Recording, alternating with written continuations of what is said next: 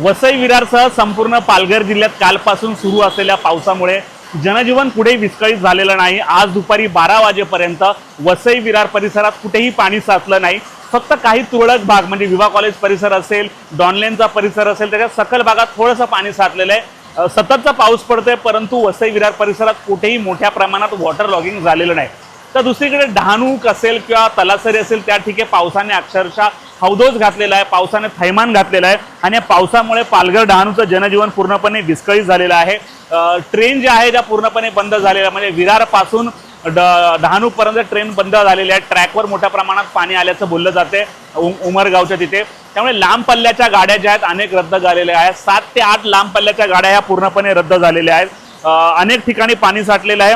बुधवार दुपारपासून सुरू झालेला पाऊस रात्रभर कोसळत राहिल्यामुळे तलासरी, डहाणू, पालघर व इतर भागांमध्ये मोठ्या प्रमाणावर जनजीवन विस्कळीत झाले। अनेक ठिकाणी मध्यम स्वरूपाचा पाऊस तर काही ठिकाणी अति मुसळधार पाऊस पडत होता। रेड अलर्ट जाहीर केल्यानंतर शाळांना देखील सुट्टी देण्यात आली। रस्त्यावर पाणी साठू लागलंय, अनेक दुकानांमध्ये घरामध्ये पाणी शिरू लागलेलं आहे। लांब पल्ल्याच्या गाड्या रद्द झालेल्या आहेत, त्यामुळे डहाणू असेल, तलासरी असेल, इकडे मोठ्या प्रमाणात पाणी आहे, लोकांच्या घरात पाणी आहे। आणि जर तुम्ही पाहिलं की गेल्या जुलैच्या पहिल्या हप्त्यामध्ये जे वसई विरारकरांचे हाल झालेले होते, तसेच हाल आता डहाणू आणि तलासरीतल्या लोकांचे झालेले आहेत। त्यामुळे आता तिकडचे लोक प्रार्थना करतात की कुठेतरी पावसाने आता विश्रांती घेतली पाहिजे।